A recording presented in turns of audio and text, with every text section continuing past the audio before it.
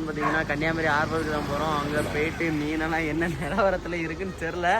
அங்கே போயிட்டு என்ன ரேட் என்ன பார்க்கலாம். திடீர்னு மீன் வாங்கி திங்கலாம்னு சொல்லி ஒரு ஆசை. ஏலம் பிடிச்சி அப்படியே கொண்டு வந்து ஒரே சமையல் தான். இங்கே மீன் வியாபாரத்தெல்லாம் மீன் வாங்க முடியல, அவ்வளோ ரேட்டாக இருக்குது. அதனால நாங்கள் இப்போ கிளம்பியாச்சு. நெக்ஸ்ட் வீடியோவில் அங்கே போய் பார்க்கலாம். நெக்ஸ்ட் அங்கே போய் பார்ப்போம். பாய் பாய் கைஸ். இப்போ என்னன்னு பார்த்தீங்கன்னா இப்போ நம்ம மீன் ஏலம்லாம் பிடிச்சாச்சு. இப்போ நம்ம வெளியே வாங்கினா ஒரு 4000 ரூபா கொடுக்கணும். மழை மீன் கிடக்கு, வேற இது கிளி மீன்லாம் கிடக்கு கைஸ்.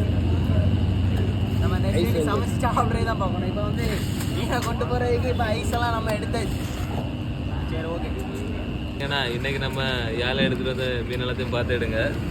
வெலை மீன் எடுத்துருக்கு, அடுத்து நவரை எடுத்திருக்கோம். இது என்ன மீன் தெரியலை. இல்லாமல் நவரையில் 2 ரகம் நவரை எடுத்திருக்கோம்.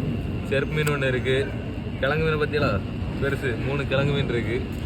அடுத்து 2 பெரிய கிளி மீன் அடக்கு, ஒரு கட்டா, ஒரு வாழை மீன் ஒன்று எடுத்திருக்கோம்.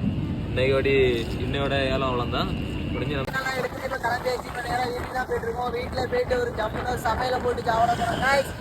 பார்த்தீங்கன்னா இந்த மீனுக்கு பேர் தெரில. இந்த மீனுக்கு பேர் யாருக்கே தெரிஞ்சிச்சுன்னா கமெண்ட் செக்ஷனில் கமெண்ட் பண்ணுங்க. அது வைக்கல, அது 2 டீஸ்பூன் அளவு மற்றபடி எடுத்துக்கோங்க.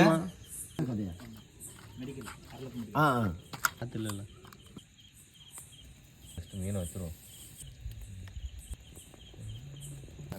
ரொம்ப க்ளோஸ் ஆனாங்களா நீர் எடுத்து வச்ச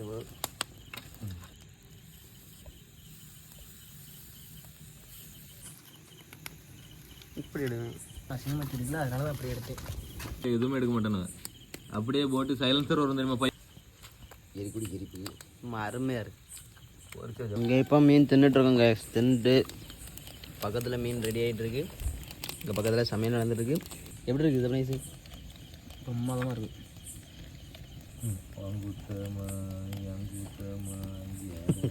பையன் மாலை போட்டுட்டு பொறிச்சு வந்துட்டு பார்த்துட்டு இருக்கான் பாருங்க. இந்த மாதிரி யாருக்குமே இந்த சோதனை வரக்கூடாது. இந்த மாதிரி உங்களுக்கு ஒரு ஃப்ரெண்டு இருந்தாங்கன்னா அவனுக்கு இந்த வீடியோவை டேக் பண்ணி விடுங்க. பாருங்கள், மாலையை போட்டுட்டு இந்த மாதிரி மீன்லாம் பொறிச்சு பக்கத்தில் இருந்து தந்துட்டுருக்கான். நாங்கள் பக்கத்தில் இருந்து சாப்பிட்டுட்ருக்கோம். கரெக்டாக மணி இப்போ என்னென்னா 1:30 ஆகுது நைட்டு. ஒரு மீன் அப்படியே ஒரு சைடு திருப்பி போட்டுட்டு பிச்சு கேட்டு பார்த்தாங்க. மீன் அப்படி சாப்பிட அவ்வளோ அழகாக இருக்குது. சமையல் போட்டு ரொம்ப நாள் ஆகுது கை.